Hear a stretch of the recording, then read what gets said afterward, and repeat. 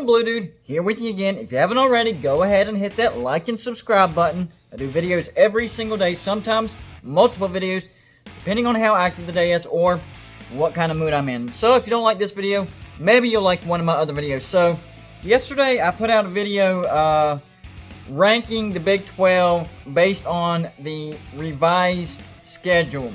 So I've been talking to multiple sources, and I think I'm going to switch this up a bit because of what I now know about Oklahoma State. So the thing that I heard was that Oklahoma State has 2 more injured starting linemen, and they only have 1 starter coming back on the offensive line. That's a big deal. So thinking about that and everybody else, that did switch some things, including where my team, West Virginia, will be.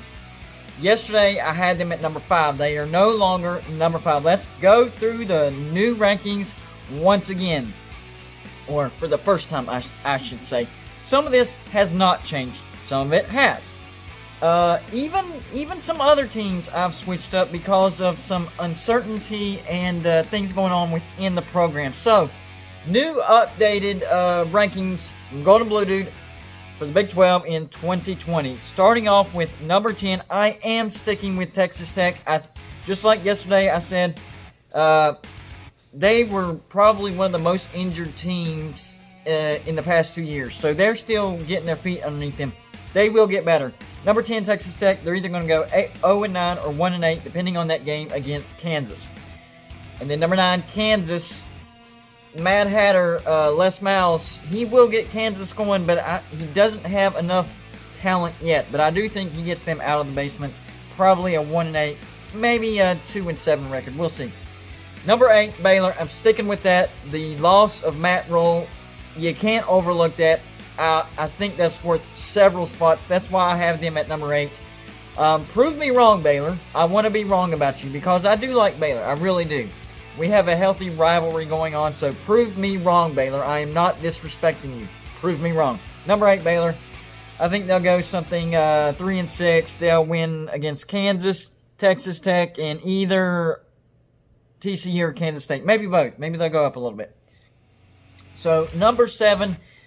Yesterday I had Kansas State. I am bumping TCU down to number 7 because of the uncertainty and the friction that's going on with Gary Patterson. Even if he stays, there's still going to be friction. So I think TCU is going to end up going 3-6. I think they'll have the tiebreaker over Baylor. But like I said, prove me wrong, Baylor, and be ahead of TCU. But right now I have Baylor 8, TCU number 7. Number 6. This is where Oklahoma State falls down to. Yesterday I had them number 4. Today I have them number 6. Look, I know they have Chuba Hubbard and Spencer Sanders and some good offensive weapons, but if you don't have an offensive line, you're not going to have the space and you're not going to have the time to make those good plays. And Oklahoma State's defense, not that great, and I don't trust Oklahoma State. So to me, knowing all that, that makes me pull them out of the possible playoff contention scenario and knock them all the way down to number 6. So number 5 will, and I think they'll go something like maybe 4-4, something like that. Maybe 5-4. Sorry, 5-4 or 6-3, something like that. Then we go on to number 5, and that'll be Kansas State. I think they'll be just a little bit better than last year, but still middle of the pack. Chris Kleinman, he built a powerhouse in North Dakota State, so have faith in him. And y'all did have a good year last year. I just think it will take time to be a powerhouse in the Big 12.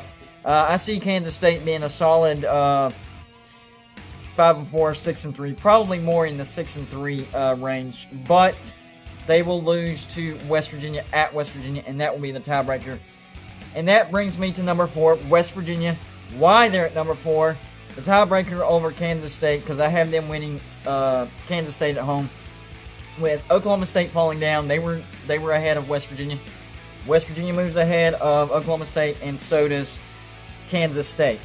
So it's a big deal about the offensive line for Oklahoma State. So West Virginia up at number 4. I think they could go 6-3.